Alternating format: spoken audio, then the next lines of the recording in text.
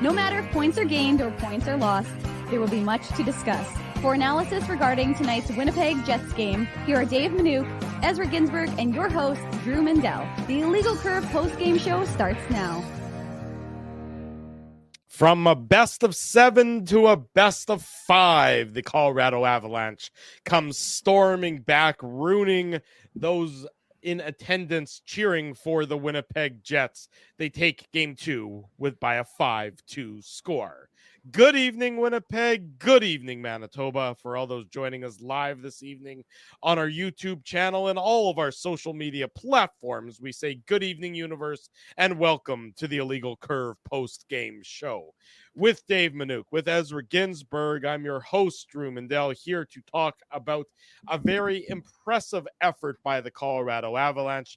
A desperate team they were, despite trailing in this contest by scores of 1-0 and 2-1. They refused to be denied, taking game 2, sending it back to Denver, tied up at 1 game apiece. Good to see both of you gentlemen. Ezzy, good to see you again. Dave, good to see you for the first time today. Happy Passover to both of you. You know, from my perspective, in thinking about tonight's game, I just thought that the Colorado Avalanche just were a little bit more on their game than the Winnipeg Jets were. And as a result, they got a well-deserved 5-2 victory. I don't know if the Jets were being too cute. I don't know if they were just being a little bit too passive. But whatever it was, Colorado, especially after trailing 2-1, really said no and demonstrated that championship pedigree that we've seen from them over the last couple of years. Good to see you guys on this, Tuesday night. Great to see you boys as well. By the way, before I break down some of that game, I'm in the Colorado Avalanche coaches room. So if anybody from the Avalanche organization comes in, I might get booted out of here. Okay. I'm in enemy territory, boys, but obviously I'm not used to being here. Dave, the amount of people that said, "What are you doing here?" And I just responded to every single person. I'm like, Dave has a Passover Seder. Like, I actually had the same line to everybody, but I was honored, Dave, to take your place inside of the Canada Life Center press box. Obviously, as you mentioned, Drew, you know, a disappointing loss, but we had the comment up there. I mean, Kyle Connor hits the post and he actually got a rebound, and then Avalanche go back the other way. Miles Wood scores a nice goal, and then it's a 2-2 game. And, you know, we know what happened after that. Pardon me. It was Arturi Lekkonen's goal. I apologize. Miles Wood scored the first goal. Yes. But it goes from a possible 3-1 lead for the Jets boys to tied 2-2. And then obviously Zach Parise scored after that. I'm not sure how they didn't give Yakov Trenin an assist, a secondary assist on that goal, by the way, because he's the one that put all the pressure on Hellebuck. We'll get into the goals as we get into the recap. But as he's absolutely right, Dave, the Jets went from being that close to having a 2-goal lead in this contest to it ending up as a tied game shortly thereafter. And, you know, it's a game of inches as the cliche goes, but there's a lot of truth in cliches. And that's certainly one where the Winnipeg Jets will wonder what if that shot had, you know, been a little bit closer, a little, you know, an inch or two to the left, as opposed to dead on to the iron, what would have happened in the rest of tonight's contest. But to the Avs' credit, after Connor hits the post there, they were certainly the better of the two teams. You can argue they were the better of the two teams from the 10-minute mark of the first period when they started to pepper Connor Hellebuck with shots on goal early in that first. Yeah, I mean, look, they had the advantage of a power play because the Jets came out on fire, and the Jets were the much better of the two teams. The Jets outshot them 9-2. They had the 1-goal lead, courtesy of David Gustafson's first. So you liked what you saw from the Winnipeg Jets. The problem was that you knew you weren't going to see that for the entirety of 60 minutes. Mm-hmm. And for me, this game breaks down in a couple of different ways. Number one, and I kind of jokingly said this on Twitter, I wonder if there'll be a benefit to going to Colorado so the Jets stop trying to line match against McKinnon's line and just try and play the game that comes in front of them, because that might be to a benefit as opposed to overthinking it. But more importantly, and what's tangible, I think that's more of an intangible, because we don't know whether that is or isn't a factor. But what I can tell you, what is a factor, having watched this game, boys, the passing. It's just too cute. It's just enough. It's enough with like nothing was more emblematic of this game to me than Dylan DeMello coming in the third period, trailing, and he goes for one extra pass. And I thought, this sums up this team right now. I mean, too many cute passes by this hockey club looking for the perfect goal rather than, hey, you get a puck that ends up underneath Connor Hellebuck's feet. Neil Pionk, pushes it, tries to push it away out of danger, goes in on your stick, onto the defender's stick, and then the opposition stick, I should say, and they burn you for it. But like, to me, that was the difference in this hockey game. The Jets, half a dozen times. I mean, honestly, that felt like an exaggeration, but I don't think it is. I think it was probably half a dozen times, Ezzy, where they made one too many passes. Thinking about Dylan Sandberg, like rather than getting it on net, trying to drop it back for the trailer. No, hit the goaltender, who, by the way, is feeling completely fragile, isn't feeling like he's a world beater. They're calling up the guy from Colorado, I should say Colorado Eagles, of the AHL to be the backup. And yet you're not doing that. Instead, what you're doing is looking for the perfect pass. And to me, that is the difference in this hockey game. Yeah, and also, I was just going to quickly say, Drew, like Nikolai Ehlers had that point blank chance. I forget, was it Gabe Velarde that passed him the puck? I forget who it was. It might have been Sean Monahan, but he was alone in front of the net. Georgiev made a fantastic save. So what did he have? 27, 28 saves. Like, he was good. Like he gave his team a chance to win. Dave is absolutely right, though. There seemed to be a little bit too much of that kind of, cuteness amongst some of the Jets' skilled players that maybe could have gone into the back of the net. And look, I mean, Nathan McKinnon, Valerie Nichushkin, Kale McCarr, to a lesser extent, Mikko Rantanen, they took over this game, right? Like McKinnon's pass to Josh Manson that put the Avalanche up 4-2. That's a killer, guys. To score with 7 or 8 seconds left in the second period, when you know that the Avalanche are desperately needing this win. They don't want to go back down to Denver 2-0. But you're absolutely right, Dave. I mean, like, to me, there was like not enough of that shoot first mentality. Not so much when it came to Nikolai Ehlers. He was shooting the puck. Josh Morrissey had a fantastic game. He was shooting the puck. Look, Scheifele, Connor Velarde, guys, they were eaten alive in this game. Like, their expected goals. It was not a pretty game for the 31% is their expected goals. That's not good. Not good. No, not good. not So great. that line wasn't good. The Yeah. Ehlers to Foley Monahan line was fantastic tonight. They had lots of chances. Ehlers had a lot of jump. I disagree with you there, Ezzy. I'm sorry. I disagree with your assessment of their game. I thought that they were I thought Monahan was probably the best of the three of them, but I didn't think any of the three of them were that good at all. I'm sorry. I do have to disagree with you on that one. I need more from that line from the Winnipeg Jets. Three of the top forwards. How effective was your group in executing the adjustments you put in place for game 2? We were better. Yeah, we were a lot better in certain areas. We had some lapses, certainly at the end of the second there, and that kind of caught up to us a little bit. But we had to start. We really wanted. Then they got their power play, and they kind of finished up strong in the first. But for the most part, it was a lot better in areas, and there's still improvement to be made in other areas. That 6-minute stretch you talk about, Hellebuck whiffs on one a little bit, and you guys forget about the guy coming out of the penalty box. It's a bit of a falling asleep. It's not they forget him, but we turned the puck over. We lost the battle on the boards, and it's just the timing of it. He's on that side of the ice, so can't get the buck and catch him. He's gone. It was just it's unfortunate timing, and they took advantage of it. How does the challenge of handling that McKinnon and Rantanen and McCarr group change when they're playing every other shift in the second period, double shifting? I listen, for the most part, we did a good job on those guys. Look who scored their goals, right? Pretty. I mean, those guys got in there and got some greasy goals. So for like Adam's line's doing a great job against those guys for the most part. They're elite players. They're gonna control the puck. They're gonna make their plays to minimize them for the most part tonight. Much better than we did last game. Rick, what'd you see from your penalty killage from the double minor? Yeah, they did a fantastic job. They clogged up the seams and kept them to the outside and blocked some shots, which was huge. They did a fantastic job. They gave us a good chance there.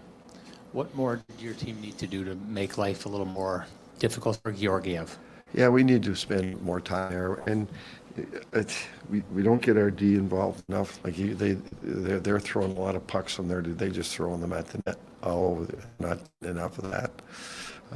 So we can spend more time in their zone, but one way we're going to do that is to win some battles low and get our defense a lot more involved. And we're still passing up chances to shoot the puck. We are, and we're going to have to fix that. We can tell them, oh, shoot the puck. They got to make that the commitment to get more pucks on the net. Rick, how much does accessing that part of your game start in your own zone, sitting clean and getting more support coming up the ice? Yeah, it was better tonight. We can still get better at it. Yeah.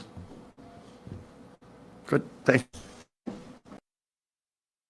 Quick and painless from Jets head coach Rick Bowness speaking to the assembled media quickly, I would say, after the game to defeat. What was that, 2 minutes, Drew? That seemed like very short. Very short. There was not a lot there. There was not he wasn't sticking around. He wasn't letting the media get their sort of find their bearings. Game one, we did like 40 minutes of media. Now we're doing 2 minutes, as you just said. Connor Hrabchak didn't even get a question in. It was quick. That was certainly quick. I mean, I do think that what he said there at the end was very correct in that the Jets did not get enough shots towards the net. You said it yourself, Dave, when you were sort of giving a synopsis of the game. The Jets were trying to be too cute. The Colorado Avalanche won the battle of the net front in tonight's game. Yep. You look at their goals, you look at where they came from. They were largely, with the exception of maybe the first goal right off the draw, they were net front goals. They were harder on the forecheck, I would say, than the Winnipeg Jets were. And that's the Jets game. The Jets game is speed and forechecking and cycling. And for a while tonight, the Jets did that successfully. But as the game went on, the best players for the Colorado Avalanche took the game over. And Jared Bednar, to his credit, loaded up his top line and said, look, try and stop these guys. These guys are incredible hockey players, and then cumulatively they might be even better than they are individually. And it was very difficult on the Winnipeg Jets to try and stop the Avs' best players, and that's why this game is going home. That's why the series is going back to Denver, tied 1 game apiece, I would say. And the funniest thing is, I just looked at the ice time. I think McKinnon was at 24 minutes, right, guys, last game, and he was just under 23 minutes tonight. But it seemed like he was out there for half the game, right? And look, it's not just a function of the fact that it was a close game. It's a function of the Avalanche needed this win. We talked about it. Like, the series is early, and obviously, it's a best of 5 now, but I mean, McKinnon was simply dominant, and he is dominant. Like, we've seen a lot of good players, come into this arena. McKinnon might be right at the top of the list. It's really just Connor McDavid, as far as I'm concerned, that's better than McKinnon. And I honestly don't think, there's that much of a difference. Maybe not as much of a difference as some people think, guys. Like, the way he can stop on a dime, just the way he explodes. And, I thought Valerie Nichushkin was an absolute force. Like, Nichushkin, guys, is as close to a power forward as you get in today's NHL. And just look at, like, I realize we're not going to spend a lot of time talking about an empty netter, but Josh Morrissey has Nichushkin up against the boards. Gabe Vilardi comes in to help, and he gets a little bit lucky. He spins around, and, he happens to put it in the right place. But Nichushkin is just so strong, and I thought he was excellent tonight. He was moved up to the top line for Zach Parise. Obviously, Parise gets the goal after the Hellebuck turnover on a nice pass from Andrew Cogliano. And we're not going to break down the goals too much here, but I mean, look at the Avalanche are right now, before we get into the Betway game recap, the Avalanche are a great team. You have to keep that in mind. The Jets lost to a very good team. Did the Jets look? They were turning the puck over a little bit. I thought Logan Stanley struggled more. By the way, the first time the Jets have lost to Colorado all year, right? Yeah, that's right. And look, Dave, I don't know many people that picked a sweep in this series. I don't think anybody did. Most people picked 6 or 7 games. I told you guys when we did our Saturday morning show preview, I was tempted to pick the Jets in 5, but I couldn't. I just have too much respect for the Avalanche. Look, the question now, the question going to Denver, Ezzy, the question going to Denver, Dave, is can the Jets now elevate their game? They've seen what happens when Colorado elevates their game and they get good goaltending, because that's what Georgiev was in tonight's game. He was good. Did the Jets maybe make it easy on him? Yeah, maybe so. But I think the part of that easiness came from the Avs saying you're not going to get to the dirty areas quite as easily as you could in game one. I mean, let's be honest. Game one in front of Georgiev was a free pass zone for the Winnipeg Jets. In tonight's game, it was a no-go zone. The Avs had a much better commitment to keeping things away from the front of the net.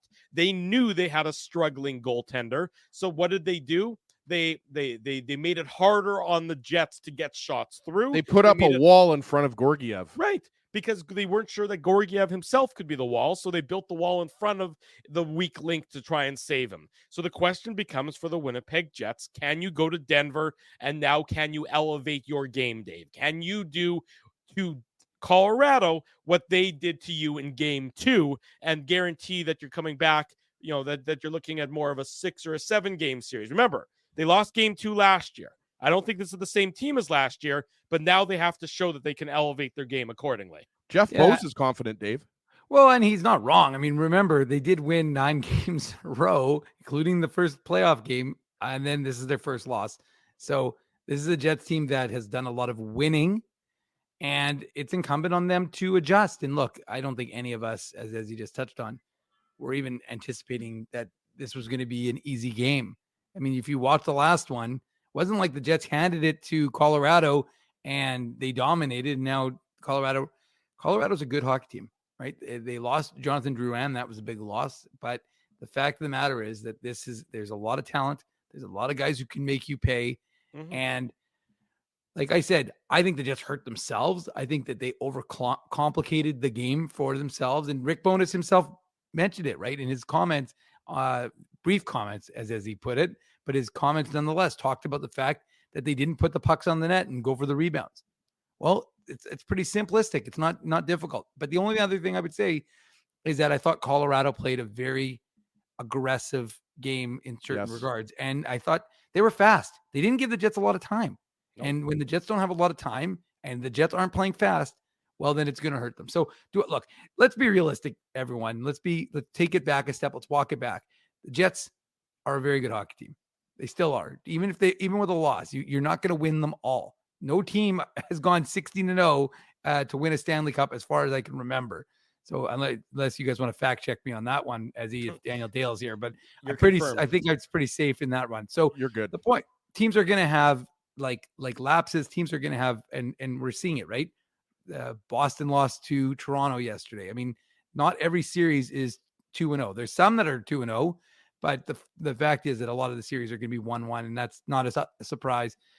The Jets just have to adjust. They have to play better. There's no question about it. And the big guns have to be the big guns. And look, you got a goal from your fourth line today. Mm-hmm. So your fourth line has been fine, but like I said, and they drew a penalty. Obviously, David Gustin in that third period, and the power play didn't look very good. And again, like I said, there were times in the third period. I wrote this on our Twitter account. I was like, which team is the trailing team? Because the Avs, when they were up 4-2, they were more desperate. in the Jets zone, hit 2 posts and had all the pressure. And you're like, what? I don't understand. Again, they're going to try. They're not going to completely turtle boys. But at the same time, it didn't look like the Jets were that desperate team to try and get back into this hockey game. I just think that the Avs did a great job suffocating the Winnipeg Jets. They did a great job getting sticks in shooting lanes, blocking shots.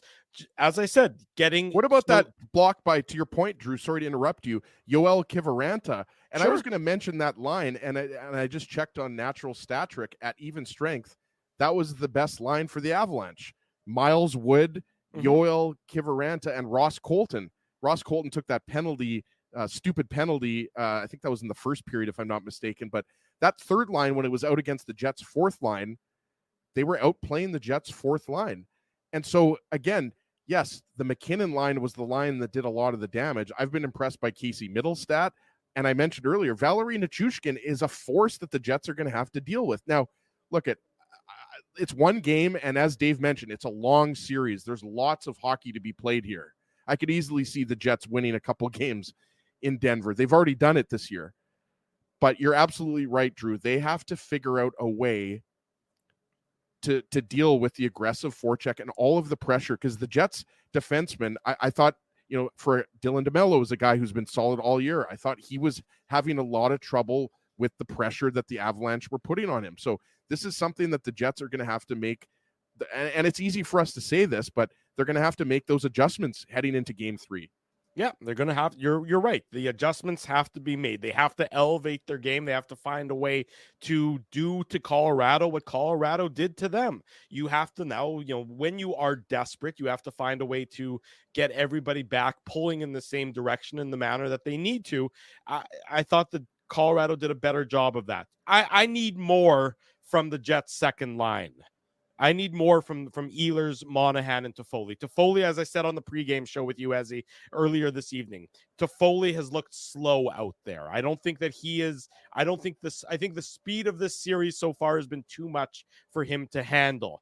I need more from Ehlers. I mean, Ehlers, throughout his career has never really been able to step up come playoff time. Now, I know that's small sample sizes, and I know that last year really shouldn't count because of the injury that he suffered at the hands of Ryan Hartman right before the end of the season. But I need more from Nikolai Ehlers. I need more from that second line. Scheifele, Velarde, and Connor, at times they were struggled tonight, but at times they also were able to penetrate the Av zone and get some cycle going. But the Jets' best players need to step up now because the Avs' best players stepped up to bring the win home for them tonight. So tit for tat needs to be the Jets' mindset as they go to Denver. You have to think, what do you need in Denver? You need a split. At the very least, you need a split. Colorado came here. They got the split. The Jets at least have to have the mindset that a split is the minimum you can go when you go to Denver starting on a Friday night. And then you get into a worst-case scenario of a best of 3, which is where everybody thought the series was going to go anyways. So that's sort of where everyone expects it to be, is a best of 3 to determine who's going to win this first-round series. The Jets' best players, though, need to now elevate their game to match the best players from the Colorado Avalanche. Yeah, I agree with that. Mark Scheifele scores the unbelievable one-handed deflection. He was great. I thought Kyle Connor was great tonight. I agree with you in terms of the second line needing production, but I think, it's undeniable that was your most dangerous line tonight. I mean, the advanced stats back it up. I'm sorry, I didn't see that. I know what the advanced stats say, and I understand your perspective. I didn't see it. So who is the best line for the Jets then? I don't know that they had that might be damning. Well, you have to pick one of the 4 lines. I mean, that's the problem. The Jets, everything was to the outside for the Jets, really, after the Scheifele goal. Everything was on the outside for that, for the remainder of the game. So I really don't know that you can pick one line that was, heads and shoulders above the other lines. But, when the game was still close, you needed one of the Jets lines. You needed some of the Jets players to step up, and they weren't able to do so after the Gaff goal gives Colorado the lead. Let's get into the goals. We'll go goal by goal as we do here on the Illegal Curve post-game show. It's the game recap here on this Tuesday night, 10 minutes before midnight. We welcome you. This is the Illegal Curve post-game show. Drew Mandel, Dave Minuk, Ezra Ginsburg with you, talking about the Avs' 5-2 victory over the Winnipeg Jets, knotting the series up at 1 game apiece. The Jets opened the scoring. This is what you wanted to do, especially against a fragile goaltender. The Jets opened the scoring at the 3:15 mark of the first period, Dave. David Gustafsson, great for him. He's only in the lineup because of Morgan Barron's injury, but Gustafsson has really played well, really going back to that road trip where the Jets went into Dallas and went into Denver right before the end of the regular season. Gustafsson, his first of the playoffs, that would be his first career NHL playoff goal, assist to Dillon and Pionk. And why does that goal succeed? That goal succeeds because the Jets have net front presence. Alex Iafallo is causing chaos in front of Alexander Georgiev. He's bigger than Sean Walker. That leads the puck to come loose to Gustafsson, who jumps on it to give the Jets the early 1-0 lead. Exactly how the Jets wanted to start tonight's game, Dave. Yeah, I mean, what did we talk about? Get just shots on net and see what happens and see what you can create and hope for a little bit of chaos. And that's exactly what happened on this play, right? You've got Alex Iafallo battling in front, and the puck comes loose, and good on David Gustafsson for finding some space and getting that one in.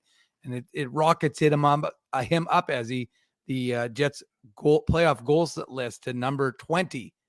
which, considering that's his first. Who cares about 20? I guess what I'm saying is it's kind of ironic that the Jets haven't had a ton of playoff success if that goal, which is his first, gets him all the way up to the 20th spot on the all-time list. Anyways, the fact is that didn't need to be tweeted. I think it did. Don't fight, guys. I don't like when dad and dad fight. It makes me I think feel it was a little more, bit uncertain. No one needed.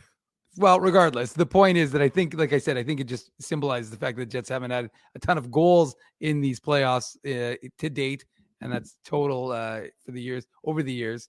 But look, it's a good play by Gustafsson to go to the front of the net and Alex Iafallo creating that chaos. And so you wanted to see that some sort of start, and it was a very good start for the Jets, right? They outshoot them 9-2, and they built momentum, and that's because they're working hard and they're building. Look, the crowd, as he was in the building, so he would know the crowd's brings an atmosphere, and people are saying it was even louder than it was in game one. So the Jets fed off it in a proper way because they weren't allowing the Avs to have any sort of possession. And again, like I said, it was a really good start to this hockey game for this Winnipeg Jets, including the goal by David Gustafsson.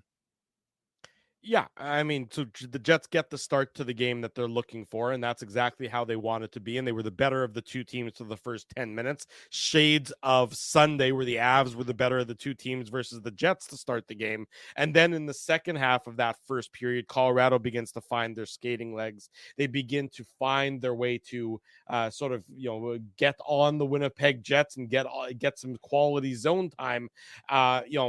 And if it wasn't for Connor Hellebuyck in that first period, and we'll talk about Hellebuyck because obviously the giveaway and the gaff is a huge factor in tonight's game.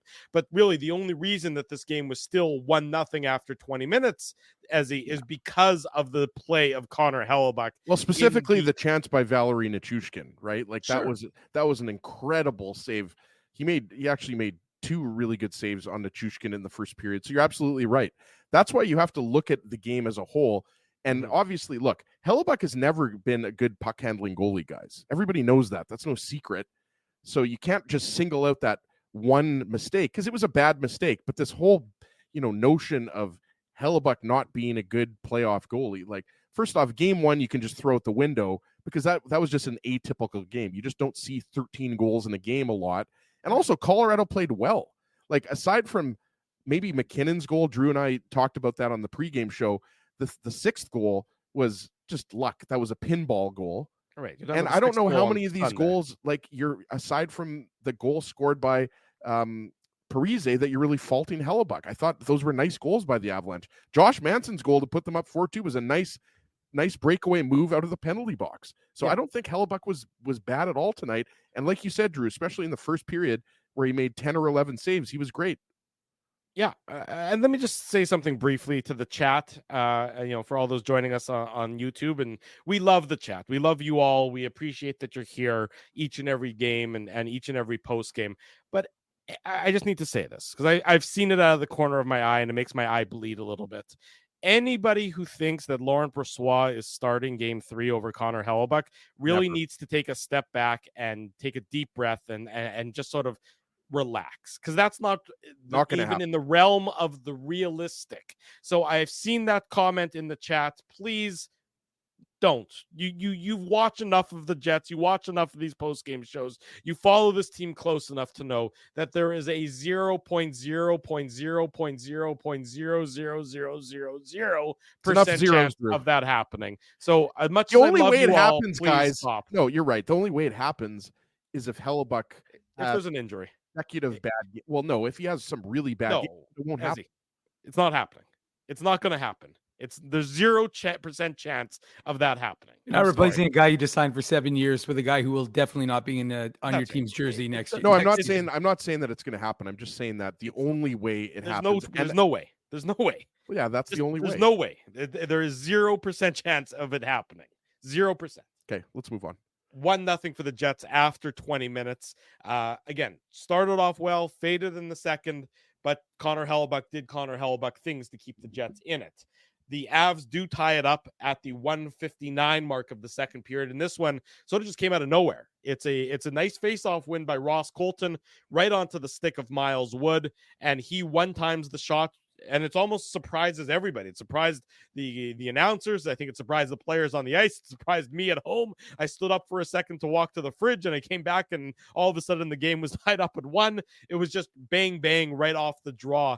And Miles Wood and Ross Colton have been very effective for the Colorado Avalanche in this series so far. Not the guys that you would necessarily think of as difference makers or the difference makers, and they haven't been the difference makers, but they've been effective as Miles Wood gets his second of the series, second in 2 games. Nice play by Colton, nice play by Wood, nice shot, tie the game up at 1, Dave. Yeah, I mean, faceoffs don't matter, but they sure mattered on that play, right, Drew? So it's an unfortunate one, and you're right, it did catch everyone by surprise. I was you're watching, and you're like, wait, what just happened? Did that just go in? Mm-hmm. I mean, I don't know what more the Jets really could have done. I mean, you could have maybe had, I think, you could have had maybe a better block, but I just think it caught everyone unaware, really. I just think that they weren't ready for it. I mean, the puck's rolling a little bit, but yeah, I mean, it's just one of those bang, as Dennis Bayak would have said, bang, bang plays where he wins the faceoff, goes right to Wood, Wood one times it, and it's in the back of the net. And it's deflating, but it also shouldn't be terribly surprising given the fact that the Avs had started to come on in the first period and then into the second. Yeah, exactly. The Habs are beginning to take it to the Jets. Hellebuck to this point has looked big and with really big and soft, the way he wants to be when he's playing goal and he's at the peak of his game. So this one was, I think, a surprise to everybody to tie it up at 1 goal apiece. And now comes what I thought really looked like it was going to be the TSN turning point in tonight's game. I shouldn't give them the shout out, but the turning point in tonight's game, Kyle Connor gets a little bit loose with his stick on the forecheck, and he high sticks Cale Makar. Makar is cut, so it's a double minor. This comes at the 4:05 mark of the second period. It's a bad penalty. It's a you bad can't take penalty. that penalty because it's in the offensive zone, right. And he's just being careless with his stick. Just a little loose with the stick. Exactly right. And obviously he's trying to do a little too much in this situation. I mean, his intentions are good. The execution is not good. But I'll tell you what execution was good. In fact, I would argue that it was great, was the Jets penalty kill. This was probably some of the best penalty killing we've seen from the Winnipeg Jets in terms of a sequence of crucial kills. I think the Avalanche only had like 1 or 2 shots. Shot. They had 1 shot on the 4-minute power play, and it came right towards the end of the power play where Connor Hellebuck had to make a nice save. But this was just tremendous by the Winnipeg Jets. They kill off the penalty, and 32 seconds after the penalty ends, you have a beautiful goal, just an incredible sequence of events here that culminates with Gabe Vilardi finding Mark Scheifele, secondary assist to Kyle Connor, who is certainly impactful on this goal as well. But it's Vilardi to Scheifele, and Scheifele with one hand on his stick.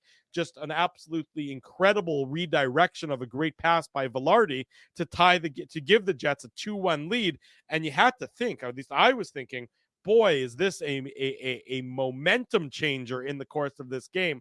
The fact that the Jets have been able to kill off the 4-minute minor and have translated it back up the ice into a 2-1 lead, Ezzy.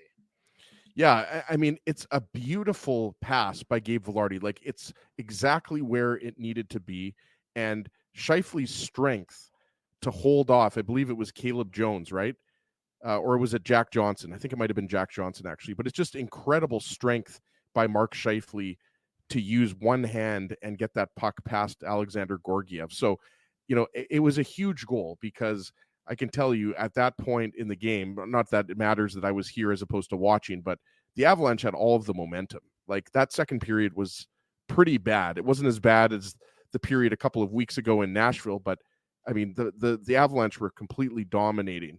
And so to have that goal come after the Jets killed off that 4-minute double minor, as Drew mentioned, that was some of the best penalty killing. It was textbook penalty killing for the Jets. So just an incredible individual effort by Scheifele. Yeah, this was a highlight reel goal, and if this goal had stood up, and if this goal had been, if Kyle Connor doesn't hit the post minutes later, and this ends up being the turning point, this goal is going to be replayed in Winnipeg Jets lore for years to come, Dave. As a result, but we know that Connor hits the post, and rather than it becoming a 3-1 game for the Winnipeg Jets, and this is, there's a sequence of events here where it's just complete chaos. Velarde, prevents Joel Kiviranta from getting a goal, by making a diving play. It was just back and forth. And then right before the Jets, right after Connor hits the post, the Avs transition up the ice, and Arturi Lehkonen is there to deflect the Cale Makar shot past Connor Hellebuyck. Assist also to Devon Taves, this coming at the 14-16 mark. And instead of it being 3-1 for the Winnipeg Jets, it's 2-2 at this point in time. And I think I was in the process of still trying to write a tweet about the previous sequence, Drew, not the Connor hitting the post, but all the Jets players. Connor Hellebuyck was out of position, if you remember. And I think 2 or 3 or 4 Jets players dove in front of the empty net to try to prevent it. So the Avs actually had a very good chance of scoring into an empty net. They didn't. The Jets went down, transitioned. That's where they, I think, hit the post. And then, moments later, we're talking about this one. And yeah, look, it just goes to show you again the Avs' quick transition and quick strike, right? And their ability to. One thing we know about this Avs team, they can skate, and that's what they do. And they get in, and there's that stop short, if you will, and it's a nice play and shot on net and creating chaos in front. And the Jets can't stick with them. So Makar Devon Taves makes a nice pass to Makar, and he just gets it on net. And so Lehkonen is right in front. And I think they said on the broadcast, what is that? His 6th goal against the Jets, obviously dating back to his time in the bubble with the Montreal Canadiens. But I think they said he scored 4 of those with Montreal and maybe 2 with the Avs. But yeah, it's a good goal by the Colorado Avalanche, and it just swings the momentum. And look, hockey's a funny game, right? It's Kyle Connor doesn't hit the post, he scores, it's 3-1, and the Jets, I'm not saying they win the game automatically, but they're able to build a lot of momentum off of that. Instead, it's 2-2, and you're reeling because the Colorado Avalanche are rolling. Yeah, and again, where's the goal come from? It comes from a net front presence. It comes from the Avs accessing the front of the Jets net, an area that the Jets had a lot of trouble doing the same against Colorado, particularly as this game went on today, which is a testament to Colorado's defense and the way they played in tonight's game, preventing the Jets from getting into the area where they wanted to be to succeed and make life more difficult for Alexander Georgiev. The Avs knew they had a goaltender, behind them who was struggling. So, what's the best way to protect your goaltender? Well, don't let very many shots through, or make sure that all the shots that are coming through are ones that he can see and save relatively routinely, as he. Yeah, you're absolutely right, Drew. And one more thing on the Lehkonen goal. You're absolutely right that they did a better job of getting to the front of the net. Nichushkin, we talked about him. But also, it's Nathan MacKinnon who doesn't get an assist on this goal, but he does the cutback that we talk about so much on Morrissey, and he drops the puck for Devon Taves, and then Cale Makar is behind Devon Taves, and you had the kind of the Harlem Globetrotters, and that's what they do so well. That's why Nathan MacKinnon, guys, is so dangerous, because he can score off the rush, but what he loves to do is he likes to take the puck back towards the blue line and shoot the puck. Josh Morrissey and Dylan DeMello are 2 of the best. That D pair has been so solid all year long. It's not like they're playing poorly. It's just that Nathan MacKinnon is that good. So, it's just to me, it was that line and Cale Makar and just the Avalanche best players taking over the game in that second period. And like we talked about, we'll get into the Josh Manson goal. But if you go into the third period down a goal, it's a lot easier to come back, says Captain Obvious, right? So, they elevated their game, and Drew's right. Now you're going into altitude. You're going into Denver for Game 3 on Friday. You know that the crowd is going to be fired up. So, it's a series here, boys. This is a series, and that's what we thought it was going to be. I don't think a lot of people necessarily thought either team was going up 2-0. And so give the Avalanche credit. And you're right, Drew. Georgiev, even though he looked very shaky early on, there were a few plays where there were some soft shots that I remember one shot kind of just slowly trickled into his pads and he had trouble with it. He could have easily just kicked it into the corner. So even though Georgiev was better, I still think Hellebuyck is going to be way better in Game 3. And Georgiev, look, he's a decent goalie, but I still think the Jets have a huge edge there. Well, the Jets will need that edge to be on display on game 3, which of course comes Friday night, 9 o'clock. We invite everybody to join us at Boston Pizza on Taylor Avenue for the Illegal Curve watch party and live post-game show. So Friday, 9 p.m., Boston Pizza on Taylor. Join us. We're going to watch game 3 between the Jets and the Avs. Then we're going to talk about it, of course, with the Illegal Curve post-game show, that coming up on Friday.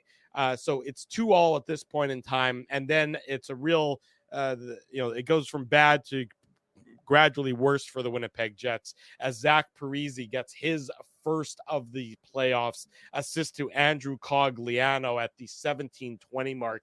And it's just a poor decision and a poor play by Connor Hellebuyck in his puck handling here. But at the same time, it's also heavily influenced by the strong, fast forecheck of Yakov Trenin, who comes in hard and doesn't give Hellebuyck a chance. Hellebuyck thinks, that he has more time and more opportunity to play the puck. Instead, it's turned over.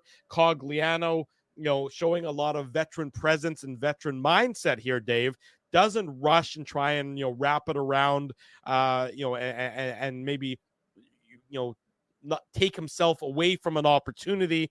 Instead, he's calm, he's cool, collected. He sends it out front to Parise, and on the second attempt, Parise bats it into the empty net. Just a shades of the Connor Hellebuyck poor puck playing from a number of years ago. I think Hellebuck's puck handling has improved dramatically over the last number of years. He's never going to be the best in the league, but this was uncharacteristically poor puck handling and zone coverage by the Jets that ultimately ends up with the game-winning goal for Zach Parise. Well, that's the old insult to injury, the fact that it wasn't just a goal against, a goal that allowed them to build momentum, but turns out to be that ends up being your game-winning goal, right? So, I mean, the signals get crossed. You've got Neil Pionk and Brendan Dillon both in position on either side to try and help Connor Hellebuyck. And yet as he said, you got to give Yakov Trenin a lot of credit there, because his hustle, that slight move with his stick to get underneath Hellebuck's stick to free up that puck. And then, again, look, I was thinking about it before the game ended and just the idea of this goal. And, Neil Pionk, hockey's such a fast game. So it's easy for us to sit here and watch it 1,000 times and criticize a play that's happening. But, if I'm Neil Pionk, and I understand he's trying to get that puck into a safe spot, but there's two Avs behind the net and he's looking.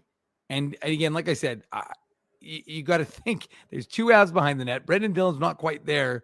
So for you to put that puck into that spot, and then really, it's almost like he doesn't even kind of square up. Like, he doesn't even try and act like he's a road hockey goalie, has he? Which may have at least offset it a little bit, because Hellebuyck is down and out. He's taking away the low point because he doesn't want the puck to be slid underneath him. And he's trying, obviously, to get up high.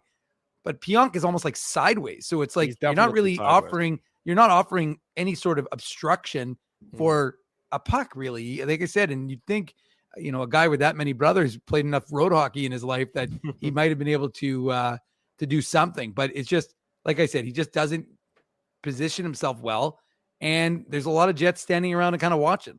So it's an unfortunate situation. It's a terrible way for the Jets to, ultimately lose that hockey game, even though they could have had other chances. But, you've got too many guys. There were 5 Jets and 3 Avs around the net. So, you guys can do the math. The math is in the Jets' favor, and yet they're not the ones who have the puck.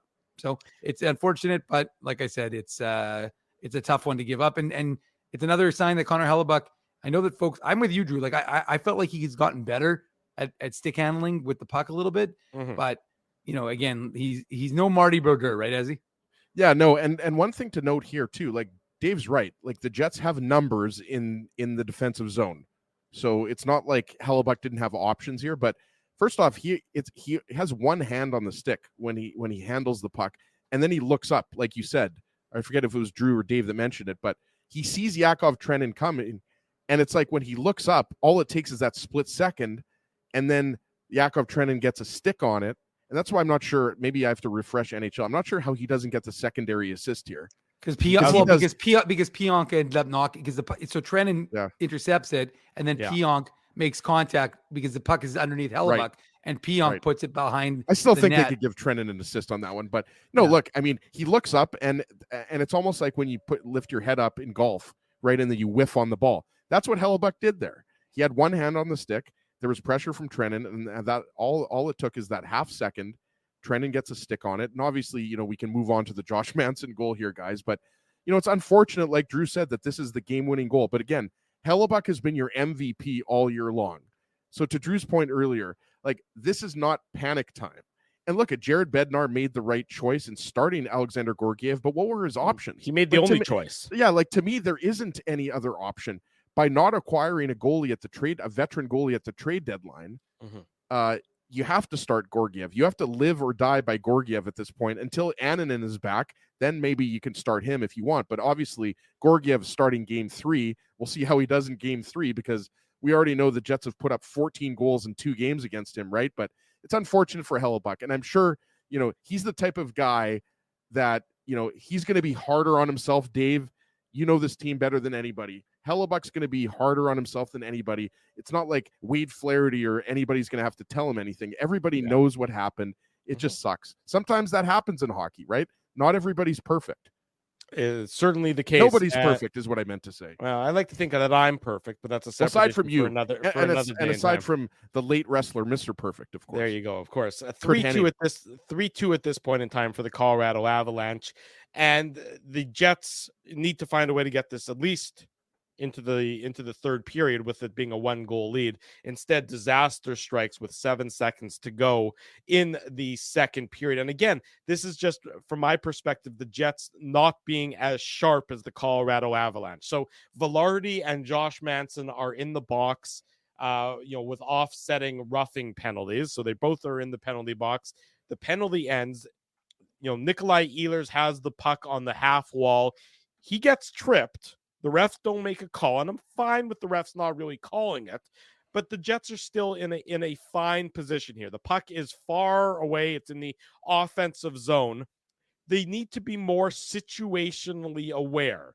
Gabe Velarde does. The defense for the Jets that are on the ice in this instance need to be more situationally aware as to what's going on. In this case, it's Morrissey and Dylan Samberg. There's 7 seconds to go in this period. Ehlers is on his bum. He's on his keister. He's trying to do something with the puck. He's trying to knock it in deep. He's trying to at least muck the puck. The Jets defense. I like that, in this Drew. case, Muck the puck. Well, you should trademark that. I'll trademark it after the post-game show. The defense, the forwards that are out there with Ehlers, Velarde coming out of the box, they need to be more passive in this instance. They need to realize that anything dangerous is going to be behind them already. The Avs are not going to transition the puck up the ice, skate it out of their own zone and get an opportunity within 7 seconds. The concern here has to be with Josh Manson. Instead, Manson leaks behind everybody, including Gabe Velarde coming out of the box, takes a wonderful pass from Nathan McKinnon and beats Connor Hellebuck 5-hole with this one. And again, I've seen people online blaming Ehlers for this one, and Ehlers did not have a great game. Don't get me wrong. The Jets need a lot more from Nikolai Ehlers, but I would not say that this is his fault. He's on his bum. He's trying to do what he can to get the puck in deep. He needs his teammates to be more aware of what's going on around him at this point to prevent this opportunity from ever materializing in the first place. Yeah, I think you're 100% right. Like, what we're talking about here is that Nikolai Ehlers spills, he falls, and the criticism, like you're saying, Drew, is that Ehlers has just got to get the puck in deep or freeze it or whatever. Look, it's easy to micromanage these goals, right? But again, it's kind of like one of those things where you have to just say, like, he slips, and you can't put too much, you can't blame him too much on this goal, because you have to have awareness, like you said, of Josh Manson coming out of the penalty box. And the Winnipeg Jets were caught sleeping a little bit. Gabe Velarde was the last forward back. It was the Samberg Stanley pair, if I'm not mistaken, that was out there, right? No, trying to get it was Morrissey and Samberg.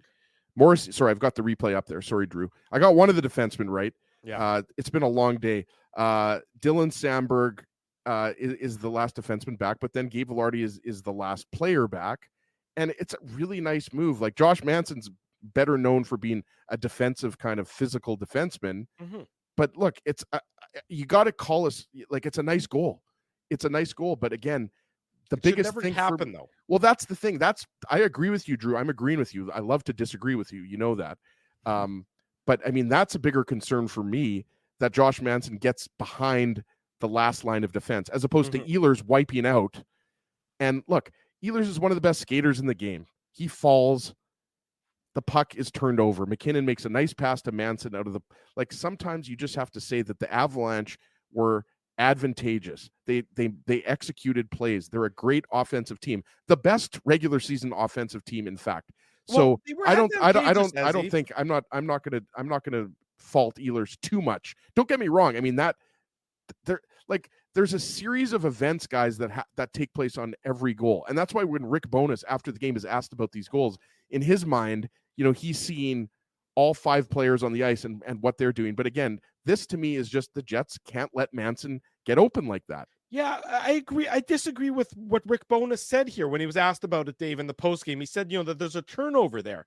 Yeah, technically there's a turnover. Now, why is there a turnover? There's a turnover because Ehlers is tripped. Fine, it's a soft trip. So it's not I'm fine with it not being called. But at the same time, all the other guys just on fell, the Drew. ice, Look at the replay. He wasn't tripped. Well, whatever. I mean, I'm just saying falls, I'm not being an ass. I'm just saying if you look at the replay, he just falls. He skates. Sure. Fine. If he falls, if he trips, regardless, it's the result is the same. My point is the other guys on the ice, Dave, have to be more in tune to the situation, the time left in the period, the circumstances, of the guys leaving the penalty box, everything about that. They need to back off the blue line at that point in time. They need to go further back and say, look, there's no reason for any Avalanche player to be behind us right now. The Jets, this isn't turning into a scoring opportunity. And that is, I think, just part of the problem that the Jets had in tonight's game is their situational awareness wasn't great, and the Avs were better at the details, the small details that are often the difference between winning and losing. The Avs were the better of the two teams because in those situations. Yeah, I think that's probably a fair way of putting it. And let's, again, like I said, it's not like we're talking an 8 seed came in and beat a 1 seed. Right. It's not as if you're talking about a team that was a bunch of scrubs in the NHL. I mean, you guys we've all talked about it. This is the highest scoring team in the entire NHL. They've got, talent like Nathan McKinnon's generational talent, the way he plays that game. So they can do things. I mean, you're not going to stifle them for a full 60 minutes. Now, I jokingly said I think the Jets may be best when they don't have the ability to line match, boys. And when it goes to Colorado, maybe a little less coach brain, and they'll just have to roll things and see how it lands. And it may be better for them in that regard. But we'll see about that when we start covering Friday's game, right? But thankfully, no pregame for the show for that, right? We're just doing a post game. 9:00. I know I'm aware. Believe me, just that post game, especially when it goes to overtime, and we end up doing the overtime into the Saturday morning show, is gonna be fantastic. But no, I mean, look, it's just another example of the Jets, to steal a Drewism, that lack of attention to detail, and it's a critical time in the game. As he mentioned it, you can't give up a goal with 6.7 seconds. A 3-2 deficit heading into the third is a lot less onerous than a 4-2 one. So you go in 4-2, and that's deflating, and it deflates the crowd because you've got an amazing crowd, as I talked about when I was in the building on Sunday. The energy on Sunday was like I haven't felt. Nikolai Ehlers talked about it this morning when we were at Canada Life. He said, I haven't jumped that high when Josh Morrissey scored the first goal of the game on Sunday. I haven't jumped that high on the bench. And remember, Nikolai Ehlers hasn't played a home whiteout game in front of fans since 2019 because, of course, he was injured last year. So he missed the home games in Winnipeg. Didn't come back until, I think, game 5, right, in Vegas. 5, yeah. So he missed the games last year. And then the games before that were in the bubble. So he wasn't part of that. So he talked about that experience and enjoying it. Well, they weren't able to harness it because instead of being 3-2 heading into the third, thinking, okay, again, we can get back into this, because it's not like we're playing Patrick Waugh. Instead, they give up a 4-2 goal, and now it's just again, not insurmountable, but not a great place to be. No, not insurmountable. And I didn't think the Jets yes, the Jets, have the, more shots in the third period and everything else, but I thought Colorado did a textbook job in protecting a lead. Everything the Jets had was largely outside. The Jets really didn't have a ton that was what I would describe as overwhelmingly penetrating of the Avalanche D zone. I mean, there was the one where Ehlers had an opportunity right after the Brandon Duhaime penalty had expired, and if he gets that one, maybe it's a different story. But really, that was the most obvious scoring chance that I can think of when it came to the Jets. When it came to the Jets in the third period, Colorado did a very good job protecting the lead and sealing this victory, bringing it home to Denver, tied up at one game apiece. And then, of course, the empty netter, which will happen to also be our Seagram shot of the game, because I had forgot to do it before.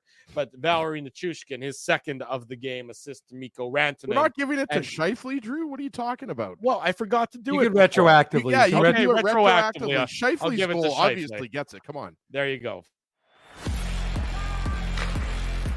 The Seagram shot of the game. Fine. Retroactively giving it to Mark Scheifele. He is the deserving one of it. A great play that made it 2-1 for the Jets. Unfortunately for the hometown team, that was where the cheering really began to end, as the Avs end up taking it by the 5-2 margin. It's a best-of-5 series now. They head home to Colorado Friday night, 9 o'clock, Boston Pizza on Taylor Avenue, the Illegal Curve watch party, as the Jets look to elevate their game to match what Colorado did, to ensure that at the very least it comes back to Winnipeg as a best of 3, but one game at a time, of course, Friday night and then again Sunday afternoon in the Mile High City for games 3 and 4 following the Avs 5-2 victory tonight over the Winnipeg Jets. We'll come back on the Illegal Curve post-game show. More on tonight's performance. Dave will let us know how the Moose did. News alert, it wasn't great either. There you go. Dave's giving the old PU sign. Don't go anywhere. It's the Illegal Curve Hockey Show. We've rolled into Wednesday morning. We're live on our YouTube channel and all of our social media platforms. You guys ever wish for a game changer in life? Like finding out your favorite snack has 0 calories? Or discovering the mute button on Ezzy? Picture this, a secret weapon for parking, where you can book a spot a whole month in advance. Tell me more, Drew. Pre-book your parking at really low rates, or maybe even for free if you use the code Illegal Curve. Free? What is this, sorcery? The Grid Park app. It's a real secret weapon that has affordable game day parking, and to sweeten the deal even more, I love sweets. our listeners can use the code Illegal Curve to park for free. Holy Zamboni. Tell me about it. Just download Grid Park, GRYD Park, and use the code Illegal Curve, all one word, to park for free. Whoa, Ezzy, everything okay? You look stressed. Of course I'm stressed. We're moving, the house is upside down, the kids failed miserably at packing the fine china, and my life is in chaos. Chaos! Yes, that does sound like a problem. What am I going to do? Ezzy, relax. Rolly's Transfer Moving and Storage is the answer. With 60 years of experience in moving Manitobans and a track record of exemplary customer service, one call to Rolly's and your stress is gone. No job is too big or too small. Just visit Rollies.com and they will take it from there. Thanks, Dave, and thank you, Rollies Transfer Moving and Storage, online at Rollies.com. Your coworkers love you because you always make them laugh. You're the life of the party with stories that have them rolling on the floor. Or maybe you're just the quiet one in the corner with the one-liners that just slay. Do you have what it takes to become Winnipeg's funniest person with a day job? Try your luck. Hit the stage at Rumors Comedy Club, and you could be walking away with $1,000 cash. Winnipeg's funniest person with a day job. Presented by Rumors. For all the details, head to rumorscomedyclub.com. The game can change Just like that. Accidents happen when you aren't protected. So now what? Getting to your injury quickly can make all the difference. Help prevent them from being game changers with Linden Market Dental Center. Bonding, crowns, bridges, and dental implants. State-of-the-art treatments are available to help you get back in the game. To learn more, visit lindenmarketdentalcenter.com. Creating smiles for life. It's all over, folks, and the run has come to an end. You'll be so far away.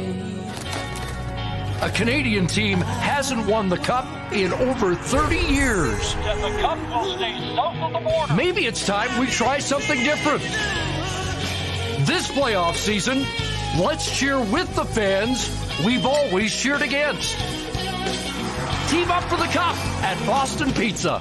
For 3 generations and over 80 years, Tough Duck has been making apparel that works and plays as hard as the people who wear it. From jackets to work boots and everything in between, Tough Duck's clothing can handle the harshest environments, even the illegal curve hockey show. Work to live, live to play. Visit toughduck.com. Shortly before the bottom of the hour, welcome back to the Illegal Curve post-game show. Drew Mandel, Dave Manuk, Ezra Ginsburg. Jets fall to the Colorado Avalanche by a 5-2 margin. They're next in action Friday night as the series shifts to Denver, Colorado, as the best of 7 has become a best of 5. We remind you, Friday night, 9 p.m., Boston Pizza, Taylor Avenue, live watch party, live Legal Curve post-game show. So we'll join you all again on Friday night. The Manitoba Moose opened up their playoff series in Texas against the Stars earlier tonight. Dave Manuk will give us a quick rundown of everything that happened between the Jets and the Stars in Cedar Park, Texas. Put on your antlers. It's time for the Manuk Moose Minute on the Illegal Curve Hockey Show. The Moose lost 6-3. We're trailing 1-0 in their series. That was brief. Dave M gave the quick synopsis of what happened. I guess they opened the scoring and it was all downhill from there. When we were still doing the pregame show, Daniel Torgerson opened the scoring, and then the Texas Stars took over the game from that point on. Scoring the next 4, is that right, Dave? Yeah, they scored, and Maverick Bork is the one who deserves the credit. He was really good. He had 4 points, 2 goals, 2 assists in the game. So, look, they flipped the script. I'm not going to go too significantly into it, but they similarly did what Colorado did, which was the Jets seemed to have their number. The Jets won the 2 games over the weekend handily against them in Texas. Stayed there, played today, and the Moose are finding themselves with their lives on the line Thursday night in their best of 3 play-in series. So we'll see what happens. The only good news in Moose Land was that Kyle Capobianco was named the Eddie Shore winner of the best defenseman in the AHL, just the second player in Moose history to do that after Sami Niku did that in 17-18. So, the Moose find themselves down 0-1 in their season series. There you go. Dave M will have coverage of the Moose Stars game 2 coming up on Thursday night. And of course, all the post-game coverage will be on the website, illegalcurve.com. We'll wrap up tonight's post-game show as the clock strikes 12:31 in the morning on the Central Time Zone with the Tough Duck hardest hitting comment. The Tough Duck hardest hitting comment. Mr. Ginsburg, who gets the Tough Duck trucker hat? We're going to give the trucker hat tonight to Blue Steel Kenny. The Avs are Stanley Cup tested. If anyone thought this would be easy, with the players they have, are in La La Land. Just regroup, look over some game tape, and fix the issues. I like it short and sweet from Blue Steel Kenny. Send me an email, Ezra@illegalcurve.com, and Tough Duck will send you a trucker hat. Congrats to Blue Steel Kenny. Well, you know what? If you always want to look at a silver lining of tonight's game, folks, you want to look at the bright side. You want something that you can grab onto, something you can hold on to, something that you can take as a positive. With tonight's loss by the Winnipeg Jets, you're guaranteed yet another edition of the Illegal Curve pregame show. Regardless of what happens in Denver, next Tuesday night we'll be at City Place in downtown Winnipeg ahead of Game 5, bringing you all the latest on the Jets and the Avalanche leading up to Game 5. Regardless of what happens in Denver on Friday and Sunday, you know that you can be at City Place in the food court. That's where we'll be for the Illegal Curve pregame show next Tuesday. But before then, of course, the Illegal Curve post-game show, the watch party Friday night at 9, and then, of course, the post-game show to follow at Boston Pizza on Taylor Avenue. So we remind you to join us there for that, because that is going to be, of course, a lot of fun, as it is all the time when we get together at Boston Pizza and spend some quality time there. Also, shout out to my pink shirt guy tweet, which is up to 87,000 views there. There you go. Congratulations. You should be very proud. You should be very, very proud of that accomplishment. 87,000 views. There you go. Put the phone down. Congratulations on that front. How many views do your tweets have, Drew? I honestly, I don't care. I didn't know you could do views on tweets, but nonetheless, congratulations to you. Big thanks to all the sponsors of Illegal Curve who make the post-game show, the pre-game show, the Saturday show, and the website a possibility. That, of course, is our friends at City Place. We were there earlier tonight. We'll be there again on next Tuesday for Jets Avs Game 5. What Rumors time? Restaurant and Comedy Club. Again, TJ Miller, all the shows sold out, so they added a late show on Thursday. Tickets going fast for that one, available at rumorscomedyclub.com. Grid Park, use code Illegal Curve. You can park for free. Linden Market Dental Center, Zappia Group Realty, Tough Duck, Boston Pizza. We'll be there Friday night. Seagram's, Rolly's Transfer, Farmery Beer, and of course, our friends at the Rady JCC, the 50th annual sports dinner. Can't wait for that, coming up in May. Tickets available, radyjcc.com. Doug Gilmore, Grant Fuhr, Wendell Clark will be in town speaking to the masses. Great memorabilia. Get your tickets now. Buy your tickets. Tell them you want to sit at the Illegal Curve table, and we'll spend the night all together enjoying some great hockey talk and great dinner and great drinks. Jets on the wrong end of a 5-2 decision tonight. Series tied up 1 game apiece. Post-game show, post-game coverage in its entirety on illegalcurve.com. Of course, smash the like button on the YouTube channel. Subscribe to the podcast.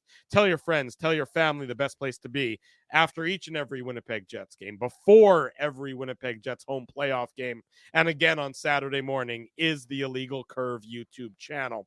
For Ezra Ginsburg, for Dave Minuk, I'm your host, Drew Mandel. Thanks, everyone, for joining us. We'll see you Friday night at 9 o'clock at Boston Pizza. Until then, we wish you good night and good luck, and thanks for watching the Illegal Curve post-game show.